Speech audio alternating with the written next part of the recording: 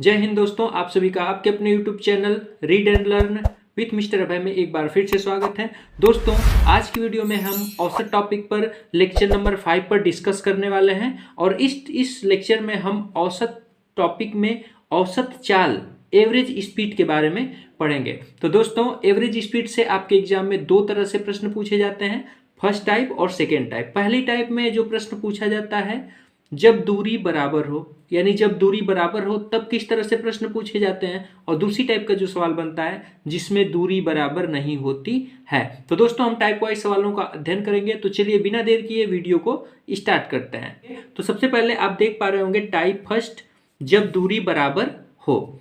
तो सबसे पहले आपके सामने एक सवाल दिया हुआ है कि एक व्यक्ति गाड़ी से वाराणसी से प्रयागराज 60 किलोमीटर प्रति घंटा की चाल से जाता है और 40 किलोमीटर प्रति घंटा की चाल से वापस आता है। इस प्रकार आने जाने में मिलाकर औसत चाल बताओ। दोस्तों, इस सवाल को लगाने से पहले दो फार्मूले हमें जानना जरूरी है। चाल बराबर क्या होता है? दूरी बटा समय, डिस्टेंस अपॉन टाइम। स्पीड बराबर डिस्टेंस अपॉन टाइम। और उसी से रिलेट करता हुआ औसत चाल का जो फार्मूला होगा, कुल दूरी बटा कुल समय। तो दोस्तों, आइए इस सवाल को सबसे पहले हम बेसिक मेथड से लगाएंगे कि इसके बेसिक मेथड से हम कैसे लगा सकते हैं। तो चलिए दोस्तों, सबसे पहले हम सवाल को हल करते हैं। एक व्यक्ति गाड़ी से वाराणसी से प्रयागराज 60 किलोमीटर प्रति घंटा की चाल से जाता है। तो दोस्तों, माना कि वाराणसी से प्रयागराज की दूरी x है। हमने क्या मान लिया कि वाराणसी से प्रयागराज की दूरी x है। तो अब हमको निकालना है औसत चाल, और औसत चाल के लिए हमको निकालना है कुल दूरी बटा कुल समय। तो दूरी तो हमको पता चल गई, अब हमको समय निकालना है। तो वाराणसी से प्रयागराज जाने में लगा समय, हम निकालेंगे समय कितना लगा था, तो लगा समय। अब दोस्तों, यहाँ पे ध्यान देना है, हमने यहाँ पे फार्मूला लिखा है चाल बराबर दूरी बटा समय। ध्यान दीजिए, चाल बराबर दूरी बटा समय लिखा है। तो अगर हमको समय की वैल्यू निकालना है तो समय यहाँ चला आएगा तो चाल यहाँ आ जाएगी। तो समय बराबर हो जाएगा दूरी बटा चाल। समय बराबर दोस्तों क्या होता है? दूरी बटा चाल। तो हमको समय निकालना है, और तो यहाँ पे दूरी बटा चाल हो जाएगा। आप समझ पा रहे होंगे, दूरी बटा चाल। दोस्तों, हमने माना है कि वाराणसी से प्रयागराज की दूरी कितनी है? x है, तो हम दूरी की जगह x रख लेंगे। चाल, इलाहाबाद वाराणसी से प्रयागराज जाने में 60 किलोमीटर प्रति घंटा की चाल से जाता है। तो चाल कितना दिया है? 60। यानी जो समय लगा वाराणसी से प्रयाग जाने में x बटा 60 लगा। अगला स्टेप क्या है? और 40 किलोमीटर प्रति घंटा की चाल से वापस आता है, यानी प्रयागराज से वाराणसी आने में लगा समय निकाल लेंगे हम। कितना समय लगा? वाराणसी से प्रयाग जाने में इतना समय लगा, और प्रयागराज से वाराणसी आने में कितना लगा? तो दूरी वही है, x है, तो दूरी की जगह x रखेंगे। चाल दोस्तों कितना दिया है? तो चाल 40 किलोमीटर प्रति घंटा दिया है, तो चाल की जगह हम 40 रख देंगे। यानी वाराणसी से प्रयागराज जाने में x बटा 60 समय लगा, और प्रयागराज से वाराणसी आने में x बटा 40 समय लगा। अब पूछ रहा है कि औसत चाल। तो दोस्तों, हम लिखेंगे औसत चाल। औसत चाल बराबर होता है कुल दूरी बटा कुल समय। कुल दूरी बटा कुल समय। तो दोस्तों, ध्यान देना है, कुल दूरी कितना है? एक बार वाराणसी से प्रयागराज गए तो x किलोमीटर गए, फिर प्रयागराज से वाराणसी आए, यानी फिर x किलोमीटर आए, यानी कुल दूरी कितनी हो जाएगी? 2x kilometre. तो कुल दूरी क्या हो जाएगी? 2x बटा कुल समय। एक समय ये लगा x बटा 60 और दूसरा समय लगा x बटा 40। तो दोनों को दोस्तों हम क्या करेंगे? जोड़ देंगे। तो x बटा 60 प्लस x बटा क्या हो जाएगा? 40। इसी को दोस्तों हमें हल कर देना है। तो 2x ऊपर रहेगा, इसका 60-40 का जब हम एलसीएम लेंगे तो क्या हो जाएगा? 120 हो जाएगा। 6 दूना 12, ऊपर 2x हो जाएगा, और 4 3 12, ऊपर 3x हो जाएगा। 2x बटा 5x बटा 120। दोस्तों x से x कट जाएगा, 5 से काटेंगे, 5 दूना के 10 और 5 चौको 20, यानी ये 24 ऊपर जाएगा तो 2 गुणे हो जाएगा 24, और 24 में 2 का गुणा करेंगे तो हो जाएगा 48 किलोमीटर प्रति घंटा। यानी जो औसत चाल हुई दोस्तों कितना हो गई, 48 किलोमीटर प्रति घंटा हो गई। यानी दोस्तों हमने क्या किया, हमने सिंपली इसको बेसिक ये कॉन्सेप्ट है, अभी इसका ट्रिक भी बताएंगे। तो सबसे पहले बेसिक कॉन्सेप्ट को समझना जरूरी है। हमने मान लिया कि वाराणसी से प्रयागराज की दूरी कितनी है, x किलोमीटर है, तो फिर वाराणसी से प्रयागराज जाने में कितना समय लगा, तो x बटा 60, और प्रयागराज से वाराणसी आने में कितना समय लगा, तो x बटा 40। अब औसत चाल हमको निकालना है, तो कुल दूरी x x 2x और कुल समय इन दोनों को जोड़ देंगे तो आ जाएगा। दोस्तों आप चाहें तो 40 और 60 का एलसीएम को भी वाराणसी से प्रयागराज की दूरी मान सकते हैं, उससे भी आप आसानी से सवाल को लगा सकते हैं। आइए दोस्तों इस सवाल को कैसे हम 1 मिनट के अंदर लगा सकते हैं, इसका बेहतरीन ट्रिक क्या हो सकता है, उसके बारे में डिस्कस करते हैं।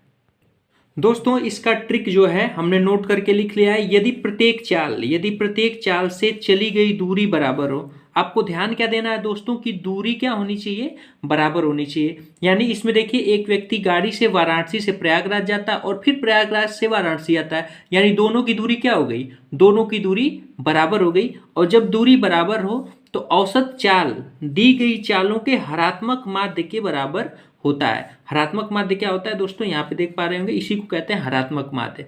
औसत चाल बराबर 2ab upon a plus b।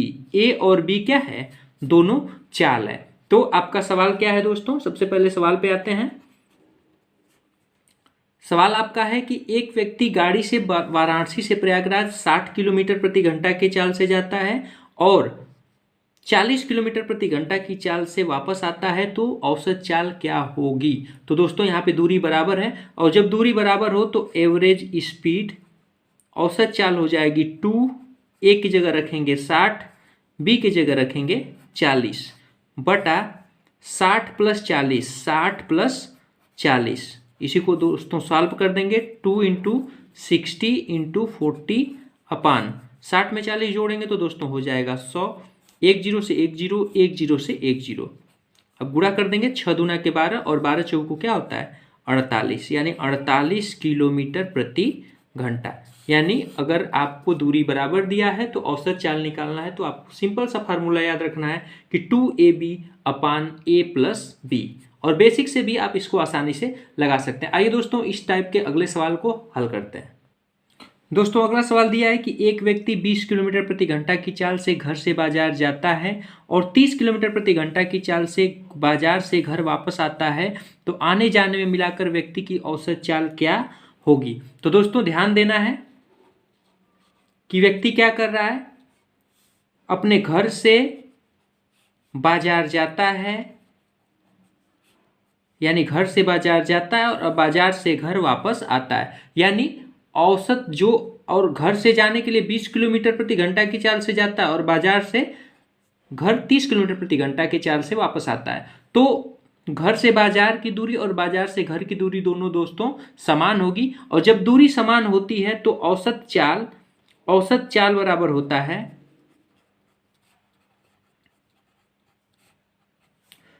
2ab upon a plus b। दोस्तों इसी पे हम रख देंगे, हमारा आंसर तुरंत आ जाएगा। 2 इंटू ए की जगह रख देंगे 20, बी की जगह रख देंगे 30 अपान a प्लस बी, यानी 20 प्लस 30 इज इक्वल टू हो जाएगा 50। इसको कैंसिल कर देंगे, 0 0 कट जाएगा, 5 से काट देंगे, 5 चौको हो जाएगा 20, गुणा कर देंगे 4 दूना 8 और 8 त्रिके 24, यानी 24 किलोमीटर प्रति घंटा, यानी उसकी औसत चाल हो जाएगी दोस्तों 24 किलोमीटर प्रति घंटा। आइए दोस्तों एक बड़े ही मजेदार सवाल को हल करते हैं।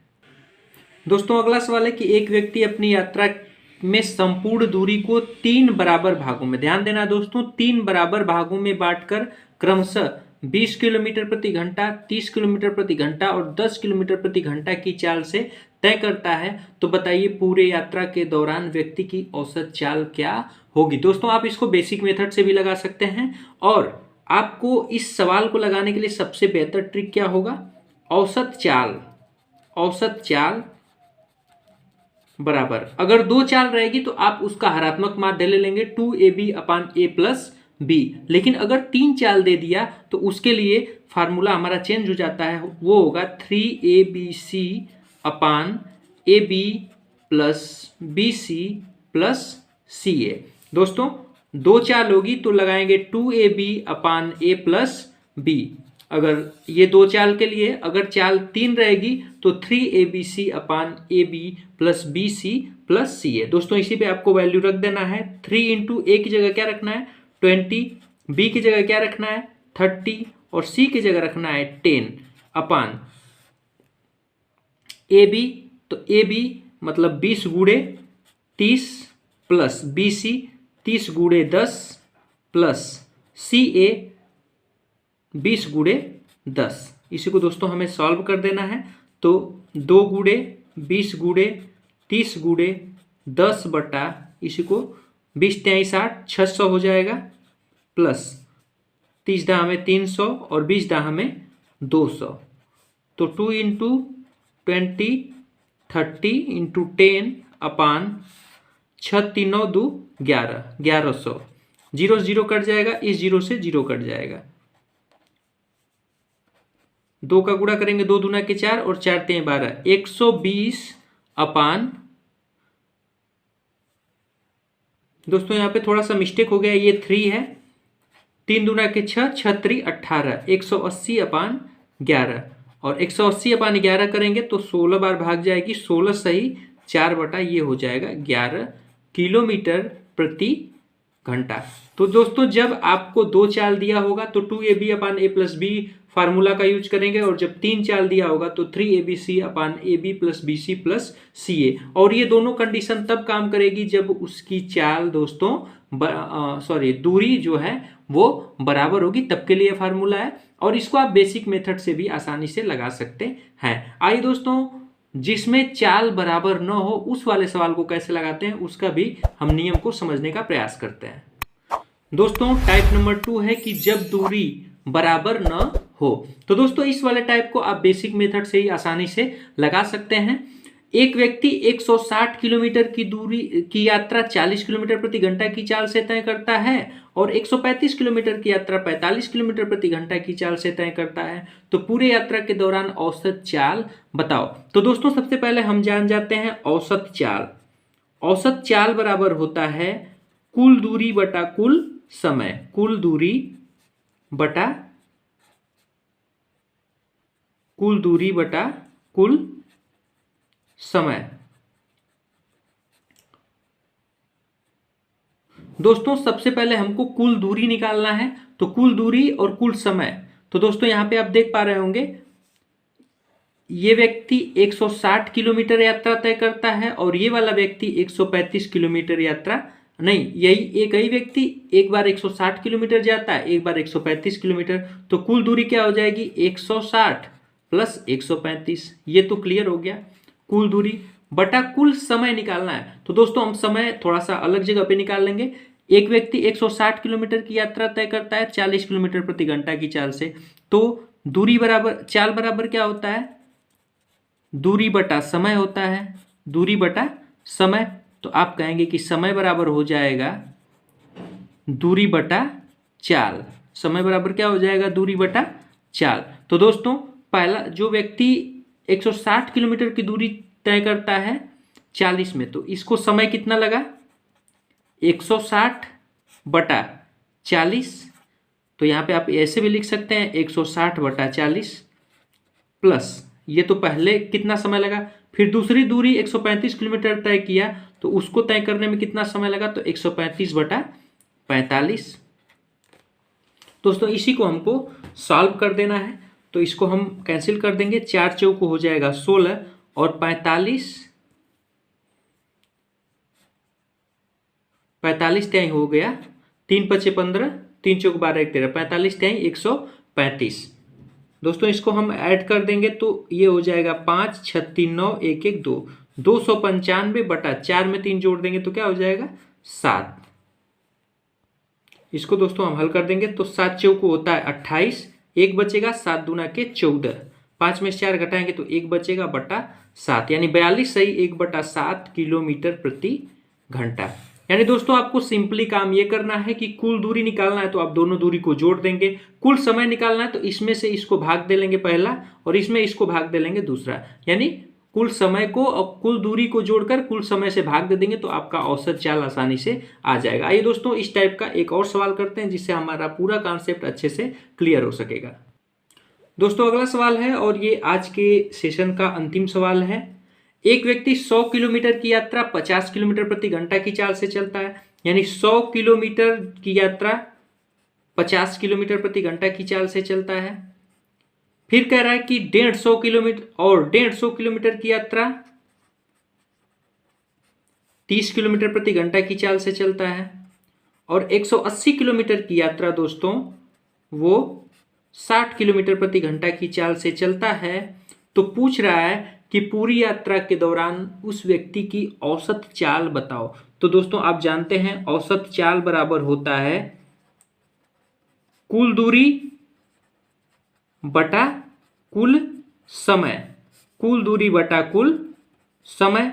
तो दोस्तों सबसे पहले आपको दूरी पता करना और समय पता करना है। तो दूरी तो आप देख पा रहे होंगे 100 किलोमीटर, 150 किलोमीटर और 180 किलोमीटर, तो इसको आप जोड़ देंगे 100, 150 और 180, ये तो कुल दूरी आपको पता चल गई। अब कुल समय आपको निकालना होगा। तो 100 किलोमीटर दूरी तय करना है, 50 किलोमीटर की स्पीड से जाता है तो आप कहेंगे कि टाइम बराबर हो जाएगा कुल दूरी बटा चाल। तो दूरी हो गई 100 और चाल है दोस्तों 50, तो 50 दूना के क्या हो जाएगा 100। तो पहली दूरी होगी 2, दूसरी को भी कर लेंगे तो 150 बटा क्या हो जाएगा 30, 150 में 30 से भाग देंगे तो 3 बचे 15, दूसरी दूरी क्या होगी 5 और तीसरी क्या है 180 में 60 से भाग देंगे तो 180 बटा हो जाएगा 60, तो 36 होता है 18, यानी इसकी जो दूरी हो गई, इसकी जो समय हो गई वो 3 घंटा हो गई। इसी को दोस्तों हमें हल कर देना है। तो 0 से 0, 8 5 13, 1 1 2 1 3 1 4, 430 बटा 5 2 7 और 7 3 हो गया 10, 0 से 0 कैंसिल हो जाएगा, बचेगा 43 किलोमीटर प्रति घंटा। तो दोस्तों आप देख पा रहे होंगे कितने आसानी से ये सवाल लग गया है। यानी आपको ध्यान बस ये देना है कि औसत चाल निकालना है तो कुल दूरी रहेगी और कुल समय होगा। इस वाले सवाल में आपको समय नहीं दिया रहता है, तो इससे आप इसके मदद से आपको टाइम निकालना होता है और कुल दूरी में कुल समय से भाग दे देंगे तो आपका आंसर आ जाएगा। तो दोस्तों आशा करते हैं कि ये वीडियो आपको बहुत ही अच्छे से समझ में आई होगी। वीडियो अच्छी लगी तो वीडियो को लाइक करिए, चैनल पर नए हैं तो चैनल को सब्सक्राइब करिए और दोस्तों के साथ शेयर नहीं किया तो दोस्तों के साथ शेयर करना बिल्कुल भी ना भूलें। धन्यवाद दोस्तों।